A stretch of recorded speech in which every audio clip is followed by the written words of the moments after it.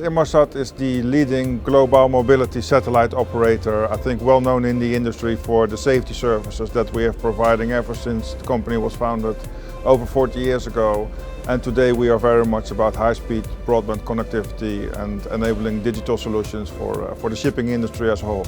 With regards to digitalization, we are now really seeing that the shipping community is embracing that and seeing the benefits of it. And specifically, it's been accelerated by the pandemic. The need for digital solutions, not being able to visit the vessel physically. But that said, we are still a long way out. And what do I mean by that?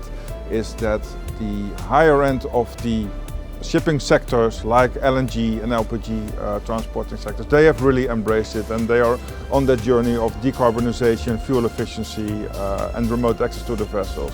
Whereas there is still a large category of vessels that have not embraced it yet. So yeah, we are really trying to help those to embrace it as well and to see the benefits and in the end, benefit as an industry altogether. The shipping community here in the Middle East is really forward thinking. So and obviously there is a lot of tanker business in this region for sure. So for us it's very important to connect with those companies, make sure that we align on the vision moving forward, how to implement digitalization, how to implement remote solutions towards the vessels, enabled by the high standard of connectivity that we are able to use today. So the topic of the session today was making digital profitable. And we have done an extensive research report called Digitalisation Uncovered, which is available from our website. And there you see the response from the survey, which was amongst over 350 shipping companies, that a lot of those are in the process of implementing digital solutions and they are mainly focused on cost reduction, fuel efficiency, but there are also still a lot of hurdles to overcome. And the main ones identified there are the lack of proof of the return on investment on one hand, risk of cybersecurity, but also the lack of training within the staff of the shipping company. So we try to address all of those items, explain how our solutions are cyber secure by design, and also have a really low entry into a basic digital setup that we implement actually as a default in all our new installations today. Well, if we look at the challenge in logistics that was in the initial part of the pandemic, the biggest issue there was that crew were stuck on board and could not leave the vessel. And there we had a really important role to play because as a satellite operator we have the capability to bring more bandwidth to the vessel in order to get those seafarers that are stuck on the vessel, give them the ability to connect with home through FaceTime, WhatsApp video, etc. So that was the part that we really contributed heavily on in that part of the pandemic. The second thing we did then was to provide a free of charge telemedicine solution also for the benefit of the seafarers. So we work really closely with the charities around the seafarers to make those things happen. And what we see today, so that problem is not solved, but it is a more workable solution today. But in spite of that, we see that the shipping companies actually appreciate how happy it made the crew.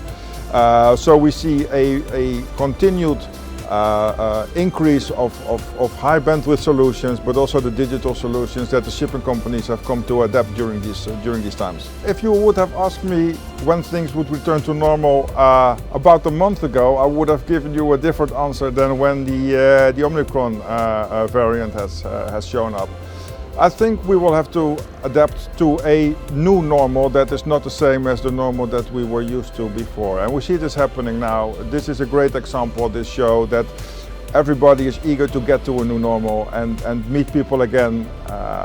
So I expect that after the winter period, when typically the virus is more spread, we will come to a new normal because the number of vaccinations on average will be enough to be able to make these things of events and a sort of a new normal life again moving forward. So fingers crossed there will not be any more new variants that will try to trick that.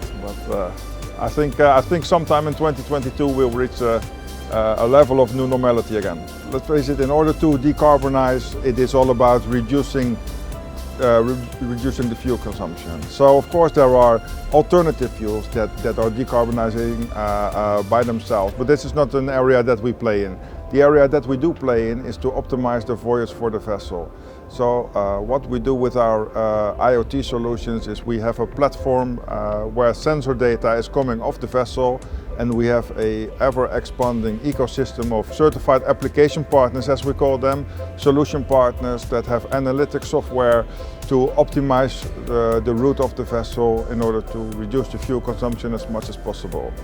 And what we typically see happening today is that a vessel moves from, let's say, Singapore to Houston basically as quickly as she can get there, and when she gets there she learns that she needs to wait 48 hours before she can berth. So that's a lot of fuel burned and a lot of carbon emissions produced with basically no results. So if we can, as an industry with all the partners in the supply chain, come up to a solution where there is more communication and there is more alignment, the vessel could have changed course or changed speed and RPM and get there with the least amount of fuel used and the least amount of emissions produced. And we are very, very proud that we play a role in that part.